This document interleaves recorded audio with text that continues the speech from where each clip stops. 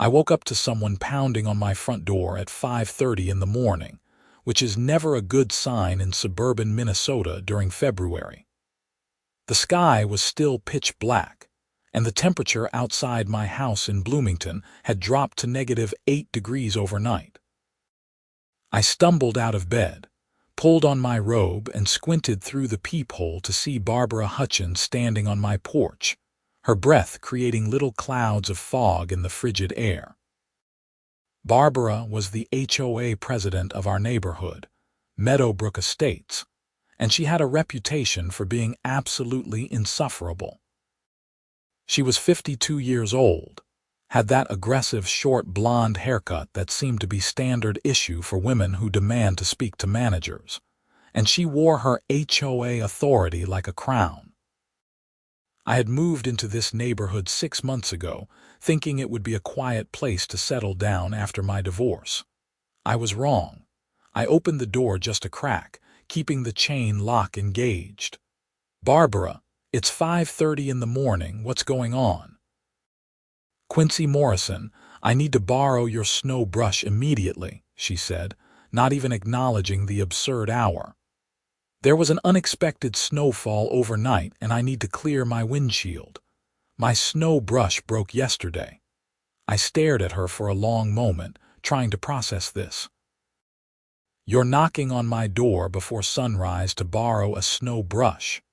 The HOA meeting starts at 7, and I need to pick up materials from the print shop beforehand. Your house was closest to mine, so here I am." She said this as if it was the most reasonable thing in the world. "Barbara, it's -8 degrees outside. Can't this wait until later?" "No, it cannot wait. As HOA president, I have responsibilities. Now, are you going to lend me your snow brush or not?" I closed my eyes and took a deep breath. 6 months in this neighborhood, and Barbara had already fined me twice for leaving my garbage cans out 30 minutes past the allowed time, and once for having a lawn ornament that was apparently not on the approved list. The ornament was a garden gnome. A garden gnome. Fine. Wait here. I closed the door, shuffled through my cold house to the garage, and grabbed my snow brush from where it hung on the wall. It was a nice one, too, with an extendable handle and a soft bristle brush on one end and a plastic scraper on the other. I had paid $35 for it at Target. When I opened the door again and handed it to her, she snatched it from my hand without a thank you and marched back toward her house, which was 3 doors down from mine. I watched her go, shook my head, and went back inside to try to salvage what was left of my morning. I managed to fall back asleep for about an hour before my alarm went off at 6:30. I had to be at work by 8:30. I was a mechanical engineer at a manufacturing firm in Eden Prairie, about a 20-minute drive from my house. I went through my morning routine, showered, got dressed in my work clothes, and headed out to my car around 7:45. That's when I saw Barbara's silver Honda Accord parked in her driveway with long, deep scratches running across the hood and down the driver's side door. And there was Barbara herself, standing in her driveway, screaming into her phone while staring at the damage. I should have just gotten in my car and left. I really should have. But something made me walk over. "Everything okay?" I called out as I approached. Barbara spun around and her face was red with fury. "No, everything is not okay. Look at my car. Look at what you did." I stopped in my tracks. "What I did? I haven't been anywhere near your car. You lent me a defective snow brush. It had metal on it and it scratched my paint." I walked closer and examined the scratches. They were deep, cutting through the clear coat and into the paint itself. "Barbara, my snow brush doesn't have any metal on the brush end. It's all plastic and soft bristles." "Well, something metal scratched my car and it happened when I was using your brush." I felt my patience wearing thin. "Barbara, I gave you a standard snow brush. If your car got scratched, it wasn't from that." She stepped toward me, her finger jabbing the air between us. I am the president of this HOA, and I am telling you that your equipment damaged my vehicle.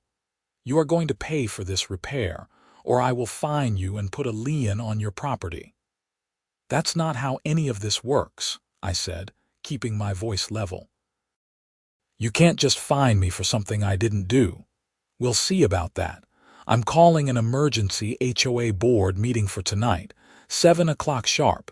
You better be there." She turned and stormed into her house, slamming the door behind her. I stood there in her driveway for a moment, looking at the scratches on her car.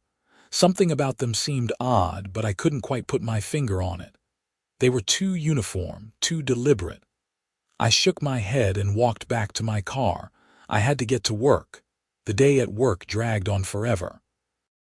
I couldn't focus on the technical drawings I was supposed to be reviewing. My mind kept wandering back to Barbara's scratched car and her accusation. I had lived in plenty of places before, including 2 other HOA communities, but I had never encountered someone quite like Barbara. She seemed to take personal offense to everything, and she wielded her HOA authority like a weapon. During my lunch break, I called my buddy Derek, who was a lawyer. We had been friends since college, and he had helped me through my divorce the year before. "Derek, I need some advice about HOA law," I said when he picked up. "Oh no. What happened now?" I explained the entire situation, from Barbara banging on my door at dawn to her accusations about the scratched car. Derek listened without interrupting, which was one of the things I appreciated about him. "Okay, so first of all, she can't just fine you without following proper procedures," Derek said. "HOAs have to follow their own bylaws and covenants. Did you get a copy of those when you bought the house?" "Yeah, somewhere in my filing cabinet.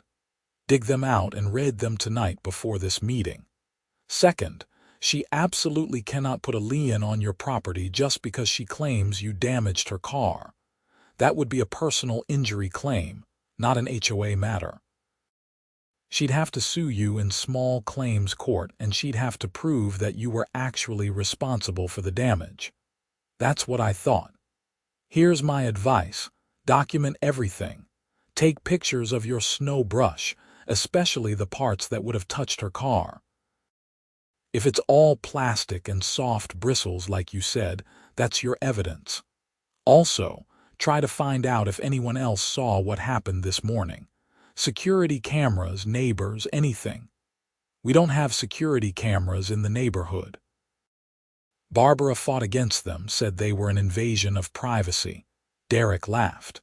"Of course she did. Well, do what you can, and Quincy, don't let her bully you. People like her count on others being too intimidated to fight back." I thanked him and hung up. The rest of my workday was a blur. I left the office at 5, stopped by Chipotle for a quick dinner, and got home around 6.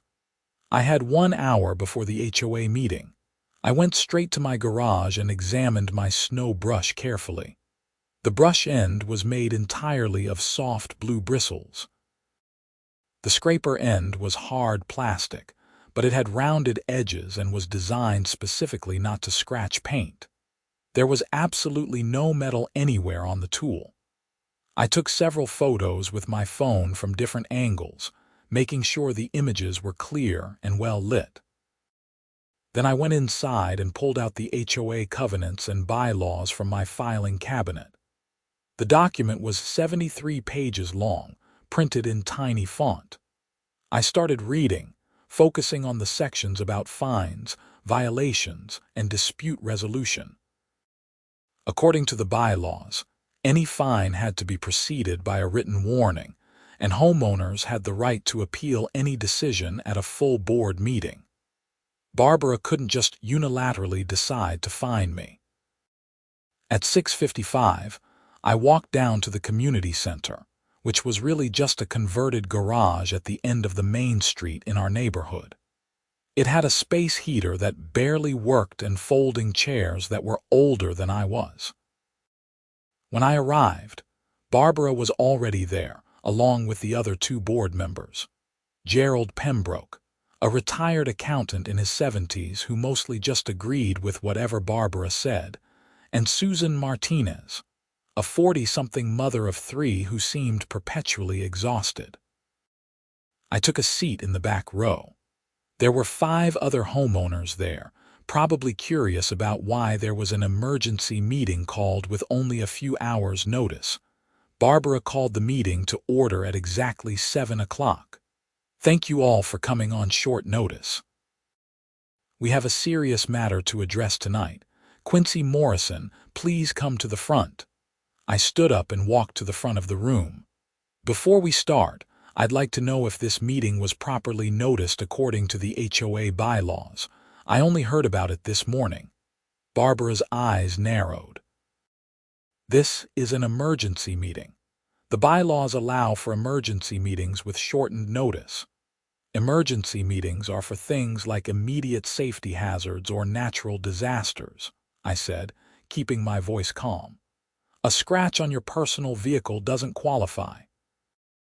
A couple of the other homeowners murmured in agreement. Barbara's face flushed red. "The emergency is that we have a homeowner who is lending out defective equipment that is damaging property," Barbara snapped. "Now, as I was saying, Mr. Morrison lent me a snow brush this morning that had metal components. When I used it to clear snow from my vehicle, it scratched the paint. I am proposing a fine of $500 for the property damage, plus an additional $250 for violating the neighborhood code of conduct." "I didn't violate anything," I said, "and my snow brush doesn't have any metal on it. Here are photos." I pulled out my phone and showed the pictures to the board members. Susan leaned in to look, and even Gerald seemed interested. "Those photos don't prove anything," Barbara said. "You could have replaced the brush after you damaged my car." "Why would I do that?" "You came to my door at 5:30 this morning demanding the brush. I handed it to you and went back to sleep. When did I supposedly have time to go buy a new brush and swap it out? I don't know what you did, but my car is damaged and it happened while using your brush." "Barbara, can I see photos of the damage?" Susan asked quietly. Barbara pulled out her phone and showed several pictures of the scratches on her car. I leaned in to look more carefully. The scratches were definitely deep, and they ran in long, parallel lines. But something caught my eye. "Can I see that photo again?" I asked, pointing to one particular image. Barbara reluctantly held her phone so I could see. There, just visible at the edge of the frame, was something lying in the snow near her car. It looked like a kitchen spatula, the metal kind. "What's that in the snow?" I asked, pointing to it. Barbara quickly pulled her phone away. "That's nothing. Just something that fell out of my car." "It looks like a metal spatula," I said. "Is it possible you accidentally used that on your car instead of my snow brush?" The room went silent. Susan looked at Barbara with raised eyebrows. Gerald shifted uncomfortably in his seat. "That's ridiculous," Barbara said, but her voice had lost some of its conviction. "Why would I use a spatula on my car?" "Maybe because it was dark and cold and you weren't paying attention," I suggested. "It would explain why the scratches are so deep. A metal kitchen spatula would absolutely scratch paint." "I know the difference between a snow brush and a spatula," Barbara insisted. "Then why is there a metal spatula lying in the snow next to your car in the photo?" I asked. One of the other homeowners in the audience, a guy named Tim who lived on the opposite end of the neighborhood, spoke up. "Barbara, I drove past your house around 6 this morning on my way to work. I saw you scraping your windshield with something, and I remember thinking it looked weird, like you were using the wrong tool. The motion was all wrong." Barbara's face was now bright red. "This is absurd. I called this meeting to address Mr. Morrison's negligence, not to be accused of lying." "No one's accusing you of lying," Susan said gently. "But maybe there was a misunderstanding. Is it possible you grabbed the wrong tool in the dark and didn't realize it? I am the president of this HOA, Barbara said, her voice rising. I will not be interrogated like this. Barbara, if you made a mistake, it's okay to admit it, Gerald said, which surprised me. It was the first time I had heard him even mildly contradict her. I did not make a mistake, Barbara shouted. This meeting is adjourned. She grabbed her papers and stormed out of the community center, leaving the rest of us sitting there in stunned silence. Susan sighed and rubbed her temples. I'm sorry about that, everyone. Obviously, no fine will be issued to Mr. Morrison. This matter is closed. The other homeowners filed out, most of them shaking their heads or whispering to each other. I stayed behind to talk to Susan. Is she always like this? I asked. Susan gave me a weary smile. Barbara has been HOA president for 6 years. She's very passionate about the neighborhood rules, sometimes to a fault, but I've never seen her quite this worked up before. She demanded my snow brush at 5:30 in the morning, scratched her own car, and then tried to fine me $750 for it. That's beyond passionate. That's unhinged. I know. Look, I'll talk to her. Maybe she'll calm down once she's had some time to think about it. I thanked Susan and walked home.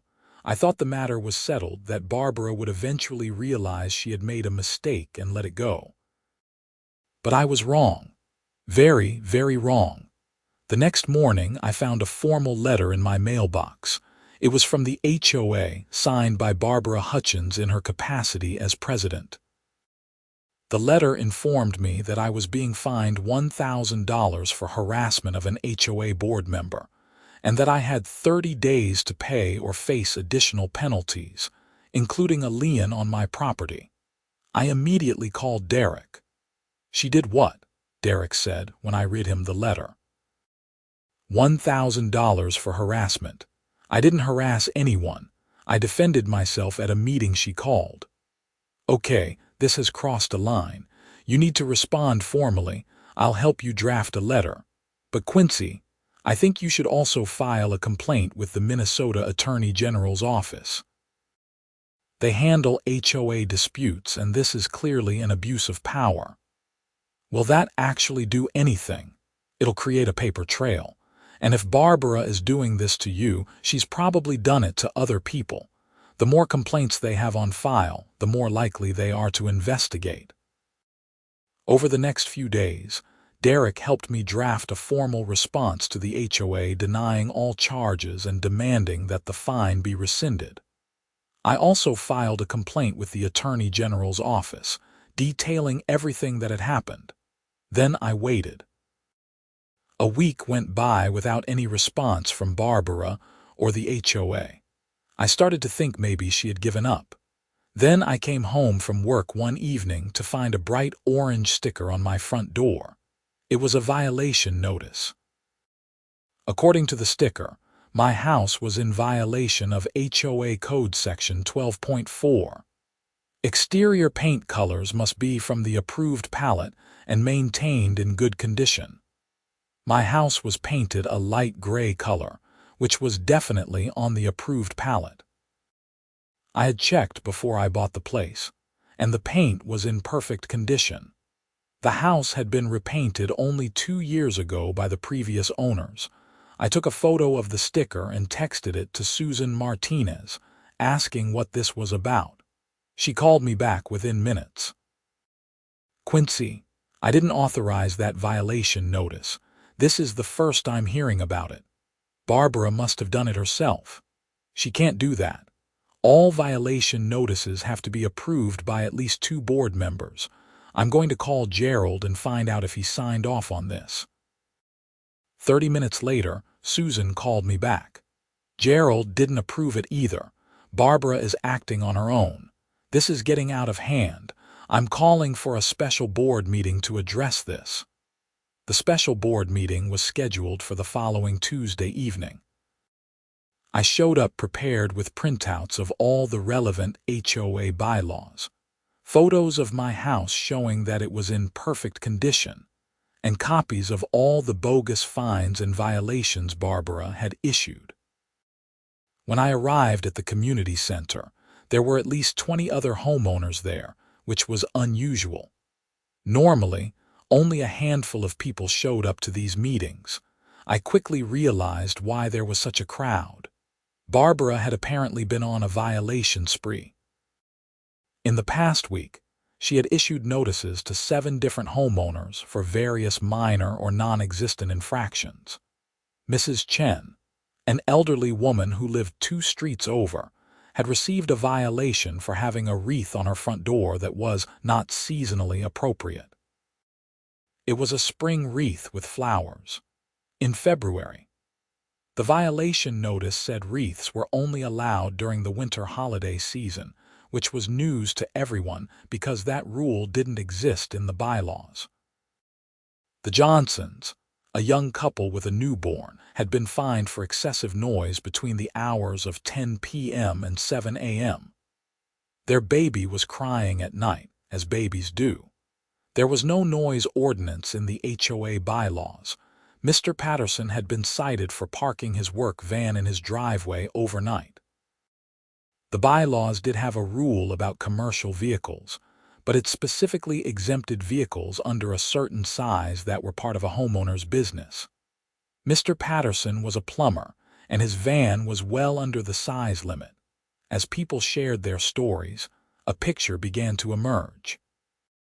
Barbara was abusing her authority as HOA president, making up rules and issuing fines without proper authorization. And all of this had started to escalate after the incident with her car. Susan called the meeting to order. Barbara wasn't there, which was bizarre considering she was the president. Gerald looked uncomfortable, shifting in his seat and avoiding eye contact with everyone. "Thank you all for coming," Susan began. "It has come to the board's attention that there have been numerous violation notices issued recently without proper authorization. As your board members, Gerald and I want to make it clear that we did not approve these notices, and we are working to resolve this situation." "Where's Barbara?" someone called out from the audience. "I've tried calling her multiple times today, but she hasn't responded," Susan said. "I also sent her an email about this meeting, but she hasn't acknowledged it." "She's out of control," Mr. Patterson said, standing up. "I've lived in this neighborhood for 15 years and I've never seen anything like this. She's harassing people for no reason." "I agree," Susan said. "And I want you all to know that we're taking this seriously. Any violation notices issued in the past 2 weeks without proper board approval are hereby rescinded. You don't owe any fines. I'll be sending out a formal notice to that effect tomorrow." There was a murmur of relief from the crowd.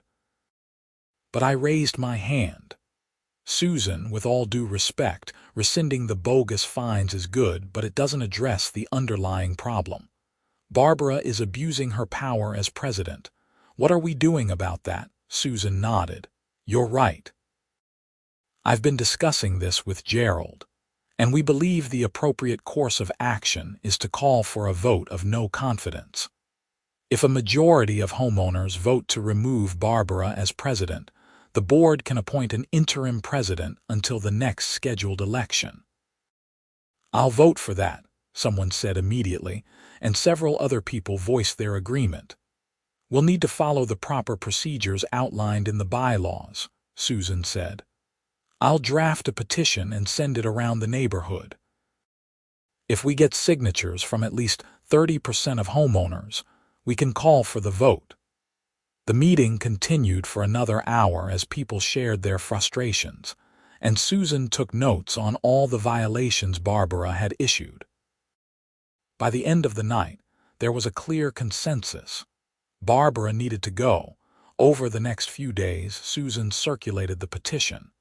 She needed signatures from at least 42 homeowners out of the 138 homes in the neighborhood. She got 97. People were fed up. The vote of no confidence was scheduled for the following Monday. According to the bylaws, Barbara had to be notified in writing at least 5 days before the vote, so Susan sent her a certified letter. This time, Barbara responded, but not in the way anyone expected. On Saturday morning, 3 days before the scheduled vote, I woke up to find my car tires slashed. All 4 of them. I walked outside to leave for some errands and found my Honda Civic sitting on 4 deflated tires with clean cuts in the sidewalls. I immediately called the Bloomington police. An officer arrived within 20 minutes, took photos of the damage and filed a report. When he asked if I had any idea who might have done this, I hesitated. I didn't have proof that it was Barbara, but the timing was awfully suspicious. "I'm having a dispute with my HOA president," I told the officer. "She's been harassing me for the past few weeks, and there's a vote scheduled to remove her from the board on Monday." The officer wrote this down. "Do you have any evidence that she was near your vehicle last night?" "No, but I can't imagine who else would do this." "I understand, but without evidence, there's not much we can do right now. I'd recommend getting a security camera installed. In the meantime, we'll keep this report on file." I called my insurance company and arranged for a tow truck to take my car to a repair shop. 4 new tires cost me $800 after the deductible. I was furious, but I tried to stay calm. Getting emotional wouldn't help anything. I did take the officer's advice, though. That afternoon, I went to Best Buy and purchased 2 outdoor security cameras.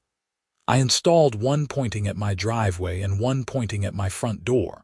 If Barbara or anyone else tried anything else, I'd have it on video. The next morning, Sunday, I woke up to an email from Susan. The subject line read, "You need to see this." I opened the email and found a forwarded message. It was from Barbara, sent to the entire HOA mailing list at 2 in the morning. The email was long, rambling, and barely coherent. In it, Barbara accused me of orchestrating a conspiracy to remove her from the board. She claimed that I had convinced other homeowners to make up fake complaints about her. She said that I was a danger to the neighborhood and that she was considering filing a restraining order against me. The email went on for paragraphs, becoming increasingly unhinged. She accused Susan and Gerald of being part of the conspiracy. She said that the vote of no confidence was illegal and that she would not recognize the results. She ended the email by saying that anyone who voted against her would face consequences. I read the email 3 times, my jaw hanging open. This was beyond anything I could have imagined. Barbara had completely lost it. My phone rang. It was Susan. "Did you see the email?" she asked.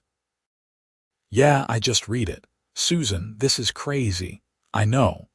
I've been getting calls all morning from other homeowners. People are scared. Barbara threatened them in an email. What are we going to do?" "I've already contacted an attorney who specializes in HOA law. We're meeting tomorrow morning to discuss our options. In the meantime, I think you should file a police report about that email. The part where she threatens consequences could be considered harassment or even a threat." I agreed and called the Bloomington Police non-emergency line. I explained the situation and forwarded the email to the officer who had responded to my slashed tires. He said he'd add it to the file. Monday morning arrived, and with it, the vote of no confidence. The meeting was scheduled for 7 p.m., but I spent most of the day anxious and distracted. I couldn't focus on work at all. I kept checking my security camera feeds on my phone, half expecting to see Barbara vandalizing my property again. When I arrived at the community center that evening, there was an even bigger crowd than before. It looked like at least half the neighborhood had shown up. Susan stood at the front with Gerald and the HOA attorney, a woman named Patricia Brennan. At 7 o'clock sharp, Susan called the meeting to order. "Good evening, everyone.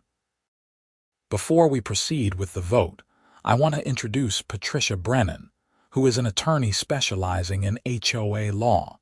She's here to ensure that everything we do tonight is by the book." Patricia stood up and gave a brief overview of the legal procedures for a vote of no confidence. It was all very formal and procedural, but the message was clear. This vote was legitimate and Barbara couldn't stop it. Then Susan asked the question everyone was waiting for. "Is Barbara Hutchins present?" The room was silent. Everyone looked around. Barbara was not there.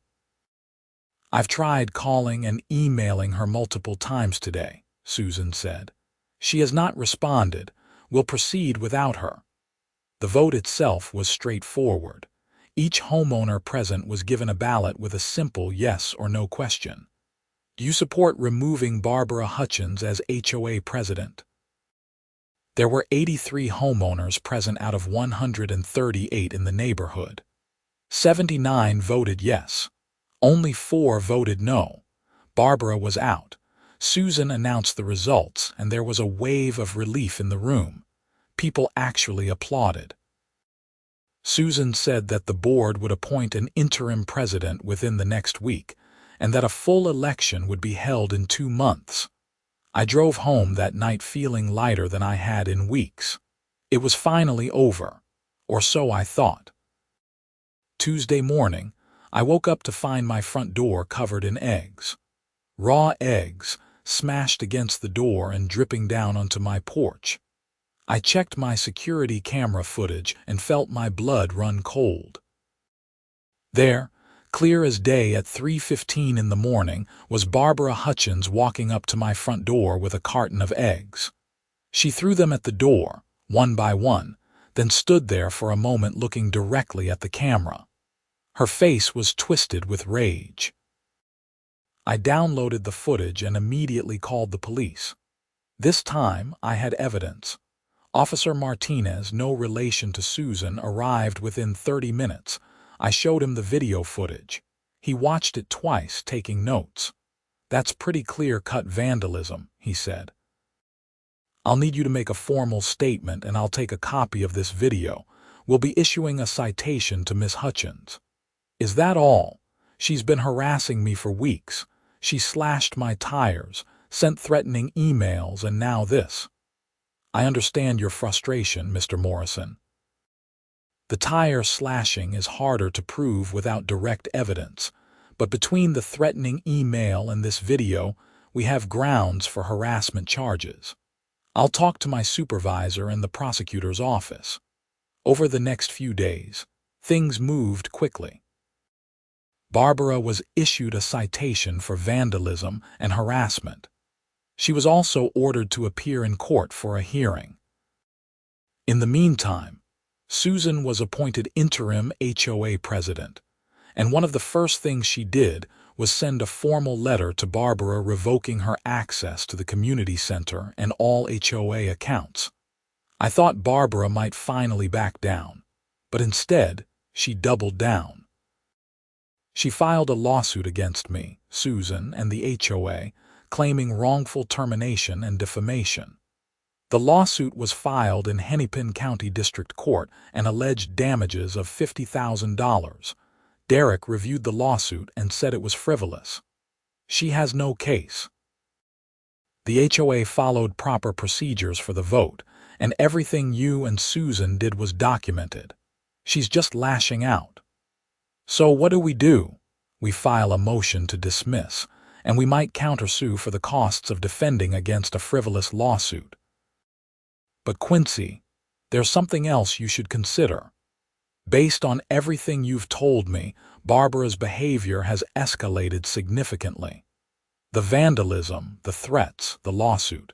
This is someone who's not thinking rationally. You might want to consider getting a restraining order. I took Derek's advice and filed for a restraining order. The hearing was scheduled for the following week. In the meantime, I kept my security cameras running and tried to go about my normal life. It wasn't easy.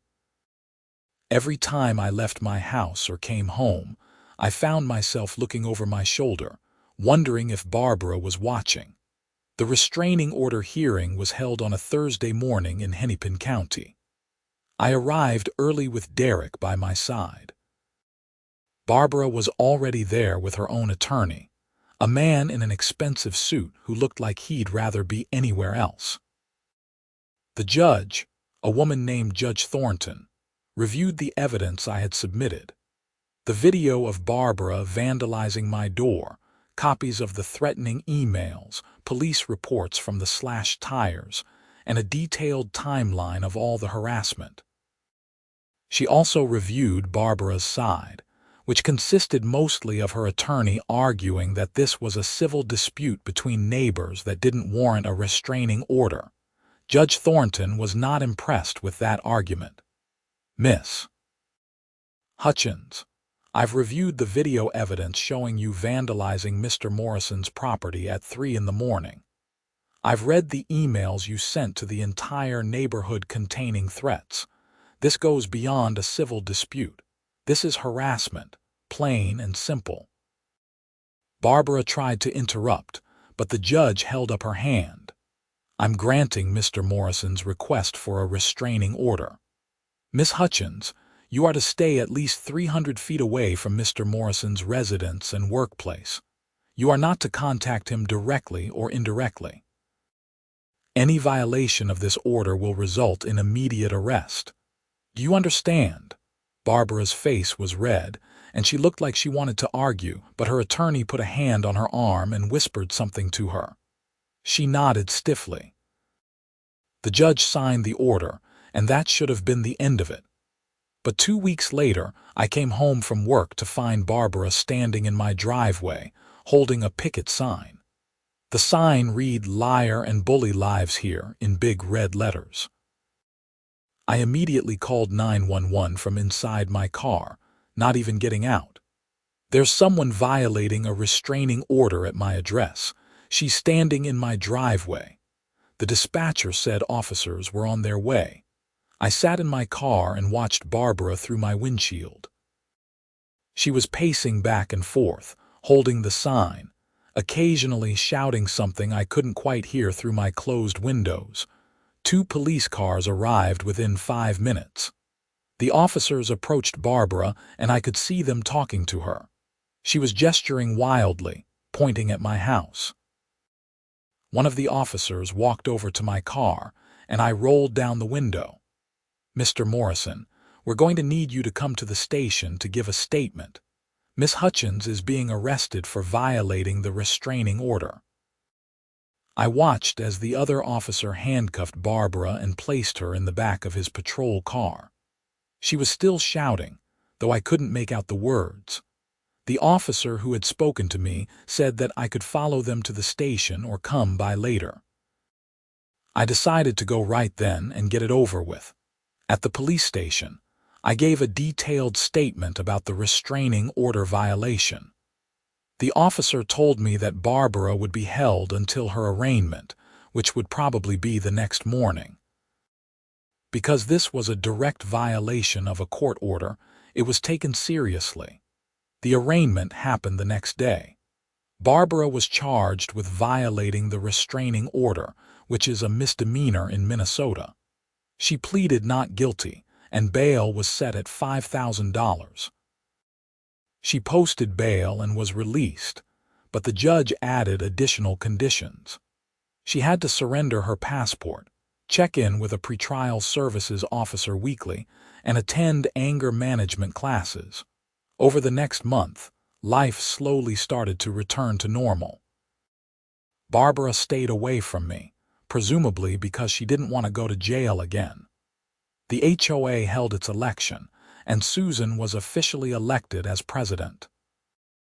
One of her first acts was to create new bylaws requiring all violation notices and fines to be approved by a majority of the board, not just the president acting alone.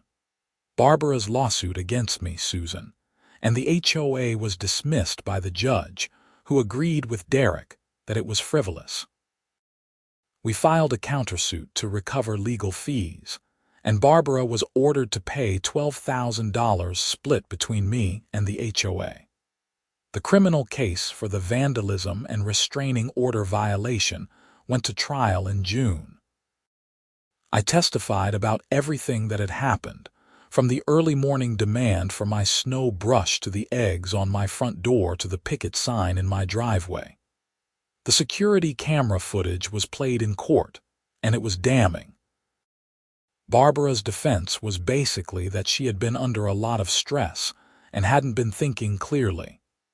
Her attorney tried to paint her as a dedicated community volunteer who had made some mistakes, but the prosecutor pointed out that Barbara's actions were deliberate, repeated, and escalating. This wasn't someone who made one mistake in a moment of stress. This was a pattern of harassment and retaliation. The jury deliberated for less than 3 hours. They found Barbara guilty on all counts: vandalism, harassment, and violating a restraining order. The judge sentenced her to 90 days in jail, with 60 days suspended, plus 2 years of probation, 200 hours of community service, and continued anger management classes. She was also ordered to pay restitution for my slashed tires and the cost of cleaning the eggs off my door. As the bailiff led Barbara out of the courtroom, she turned and looked at me one last time. For a moment, I thought she might say something, but she just shook her head and walked away. In the months that followed, life in Meadowbrook Estates actually became pleasant. Susan proved to be an excellent HOA president, focused on maintaining the neighborhood without being a tyrant about it. She organized community events like a summer barbecue and a holiday lights contest.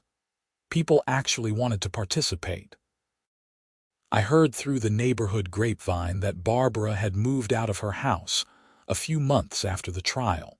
Apparently, she couldn't handle living in a neighborhood where everyone knew what she had done. Her house sat empty for a while before finally selling in September. As for me, I learned some valuable lessons about standing up to bullies and the importance of documentation. Those security cameras I installed probably saved me from months of additional harassment. And I learned that most people, when given the choice, will do the right thing. It was easy for Barbara to get away with her behavior when she was the only one making noise. But once people saw what was really happening, they stood up. Derek and I still joke about the whole situation. He calls it the Great Snow Brush Incident of 2026. And you know what? I still have that snow brush. It's hanging in my garage, a $35 reminder that sometimes the smallest things can spiral into the biggest conflicts. I never did get an apology from Barbara. Not a real one, anyway. Her attorney made some statement during the sentencing hearing about her being sorry for the situation, but it felt hollow and obligatory. I think Barbara genuinely believed, even to the end, that she was in the right and that I was the villain in this story. But that's the thing about people like Barbara. They see themselves as enforcers of order, defenders of standards, protectors of property values. They don't see themselves as petty tyrants who make everyone around them miserable. They think they're doing a service, and when people push back, they interpret it as a personal attack. The truth is, Barbara probably did scratch her own car that morning with a metal spatula. It was dark, it was cold, and she was in a hurry. Any reasonable person would have realized their mistake, laughed it off, and maybe bought me a coffee as an apology for the early morning wake-up call. But Barbara couldn't do that. Admitting she was wrong would have meant admitting she wasn't perfect, and her entire identity was wrapped up in being the person who was always right, always in control. So instead, she tried to blame me. And when that didn't work, she escalated. And when that didn't work, she escalated more. Each step seemed logical to her in the moment, I'm sure. Just one more action to prove she was right, to assert her authority, to make me back down. But she never stopped to realize that she was destroying her own life in the process. I sometimes wonder what would have happened if I had just paid the bogus fine that first night. Would Barbara have stopped? Or would she have seen it as permission to continue abusing her power? I'll never know, but I think I made the right choice in standing up to her. The community is better for it, too. Under Susan's leadership, the HOA actually serves its intended purpose, maintaining common areas, organizing community events, and handling legitimate issues when they arise. There's no more reign of terror, no more arbitrary fines, no more door knocking at dawn. About a year after the trial, I was at the grocery store when I ran into Mrs. Chen, the elderly woman who had been cited for her spring wreath. She saw me in the produce section and came over to chat. "Mr. Morrison, I just wanted to thank you again for standing up to Barbara," she said. "I know it cost you a lot of time and money and stress, but you made this neighborhood livable again." I smiled and told her it was no problem, but her words meant a lot. It's easy to feel like you're overreacting or being difficult when you're in the middle of a conflict. Having someone acknowledge that it was worth it made all the difference. My divorce had been finalized about a year before I moved to Meadowbrook Estates. It had been messy and painful, and I'd chosen this neighborhood specifically because I thought it would be quiet and drama-free. The irony isn't lost on me, but in a weird way, the whole situation with Barbara helped me heal. I spent so much of my marriage walking on eggshells, trying not to upset my ex-wife, trying to be accommodating and understanding even when she was being unreasonable. Standing up to Barbara taught me that I didn't have to accept that kind of treatment anymore. I could set boundaries. I could demand to be treated with respect, and I could fight back when someone tried to walk all over me. I started dating again about 6 months after the trial. Her name was Emma, and she was a teacher at one of the local elementary schools. We met at a coffee shop in downtown Bloomington. On our third date, I told her the whole Barbara story.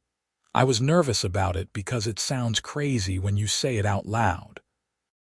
My HOA president harassed me for weeks because she scratched her own car with a spatula. Doesn't exactly sound like a normal thing to have happened in your life. But Emma listened to the whole story and then said, "So you're telling me you're the guy who took down a corrupt HOA president?" That's actually pretty impressive. We've been together for almost 2 years now. We talked about her moving in with me, but she's hesitant about living in an HOA community after hearing all my stories. I don't blame her. I've thought about selling the house and moving somewhere without an HOA, but honestly, under Susan's leadership, it's been fine. And I've put so much work into making this house a home that I'm not ready to leave yet. The neighborhood has changed in other ways too. Several of the families that Barbara had harassed ended up staying, now that she was gone. The Johnsons, the couple with the newborn, had actually been considering moving because of the harassment, but they stayed, and their baby, a little girl named Sophie, is now a toddler. I see them at the community center sometimes during neighborhood events. They're good people. Mr. Patterson, the plumber, actually joined the HOA board. He ran in the same election where Susan was officially elected president, and he won a seat. He's been pushing for more reasonable rules about home businesses, which makes sense given his background. Under his influence, the HOA has become much more friendly to people who work from home or run small businesses. I think the biggest change is just the culture of the neighborhood. Before, people were afraid to do anything that might attract Barbara's attention. They followed rules that didn't exist just to avoid conflict. They kept their heads down and hoped she'd leave them alone.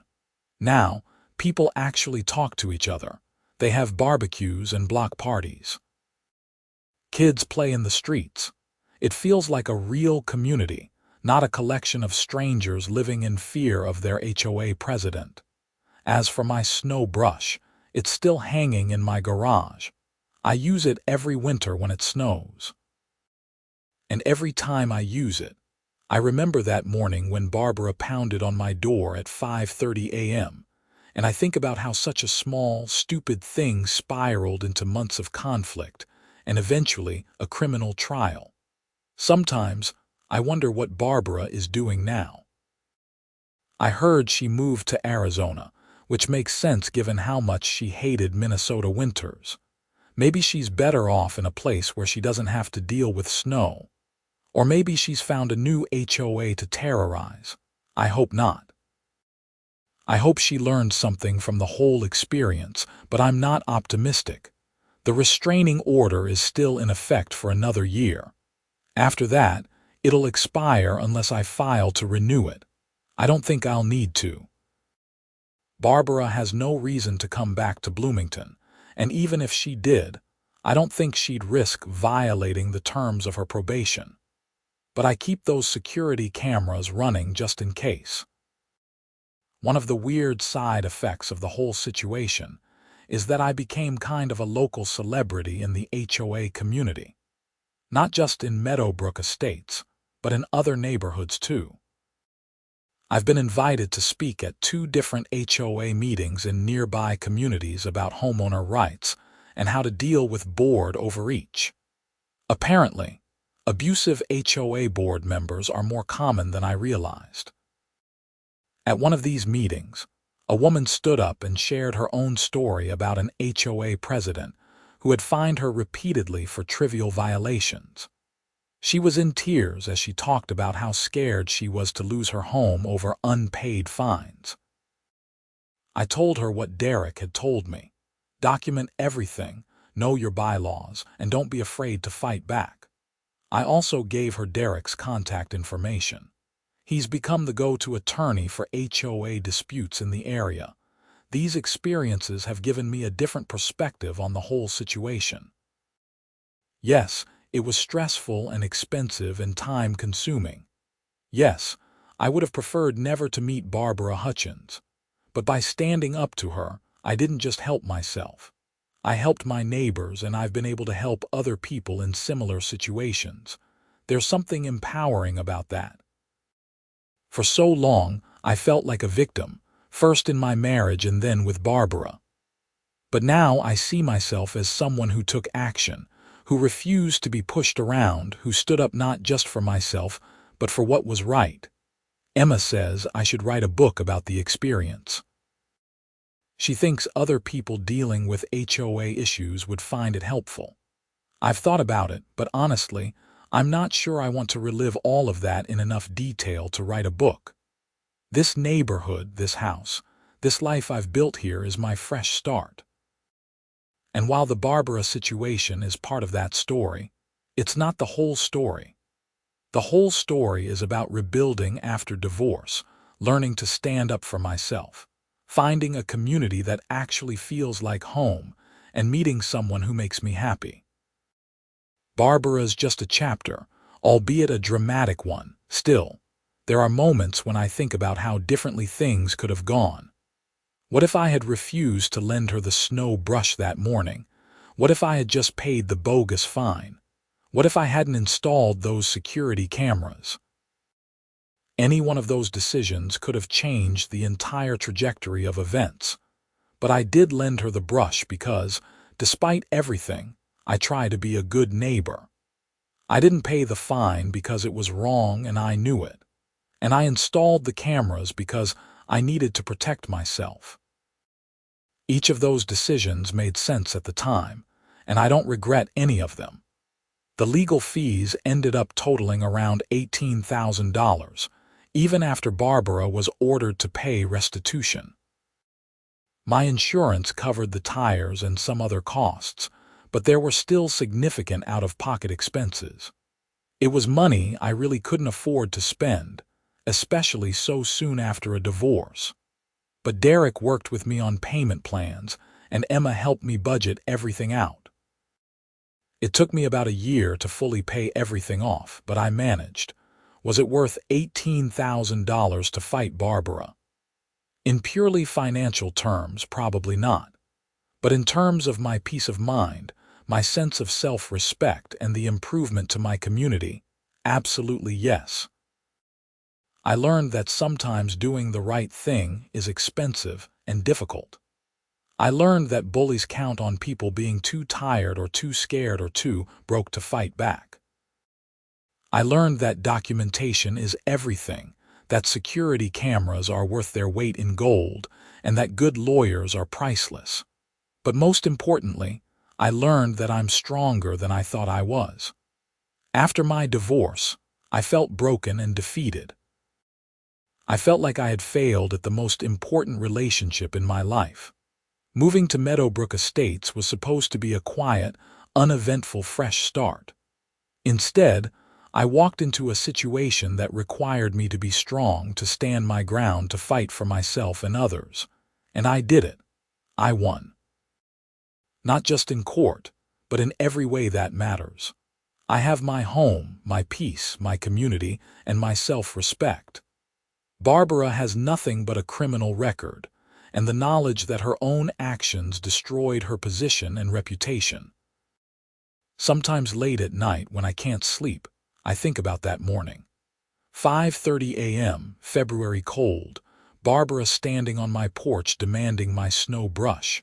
If I had known then everything that would follow, would I have still opened the door? Yeah, I think I would have. Because the alternative would have been to live in fear, to let Barbara continue terrorizing the neighborhood unchecked, to accept being treated badly just to avoid conflict. And I'm done with that. I spent too many years of my marriage accepting unacceptable behavior. I won't do it anymore. Emma and I talk about the future sometimes. Marriage, kids, buying a bigger house. We're taking it slow, but it's heading somewhere good. And when we do buy a house, the first thing I'll do is read the HOA covenants and bylaws cover to cover. And the second thing I'll do is install security cameras. The snow brush sits in my garage, a humble reminder of how quickly normal life can turn into chaos. But it's also a reminder that I handled that chaos. I didn't run from it or hide from it or let it defeat me. I faced it head on and I came out the other side okay.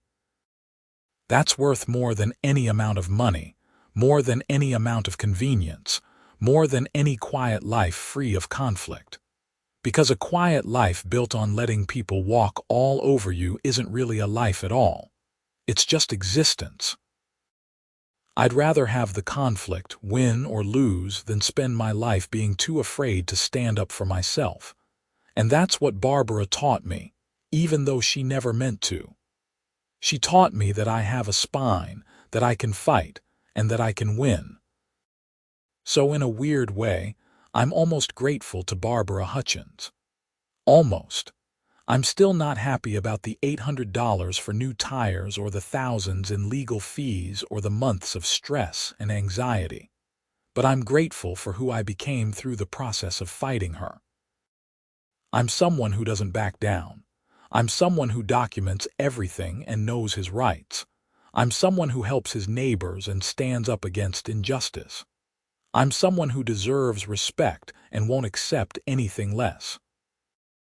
And all of that started because a woman demanded my snow brush at dawn, scratched her car with a metal spatula, and decided to make it my problem. Life is funny that way. The smallest moments can change everything if you let them. Or in this case, if you refuse to let them. The case files are in a box in my basement now, along with copies of all the emails, photos, and police reports. I don't look at them often, but I keep them just in case. You never know when you might need to prove what happened. Evidence matters. Documentation matters. Truth matters. And the truth is simple. Barbara Hutchins was a bully who abused her power until someone finally stood up to her. That someone happened to be me, a recently divorced mechanical engineer who just wanted a quiet place to live. I didn't go looking for a fight, but when the fight came to me, I didn't run from it. That's my story. It's not the story I expected to have when I moved to Meadowbrook Estates. But it's the story I got, and I'm okay with that. More than okay, actually. I'm proud of how I handled it. I'm proud of standing up not just for myself, but for my neighbors. I'm proud of seeing it through to the end, even when it was hard and expensive and stressful. And I'm proud that when someone demanded my snow brush at dawn and then tried to blame me for her own mistakes, I didn't let her get away with it. Because sometimes the small battles matter just as much as the big ones. Sometimes standing your ground over something as stupid as a snow brush is really about standing your ground over your right to be treated with dignity and respect. That's what I fought for. That's what I won. And that's what matters.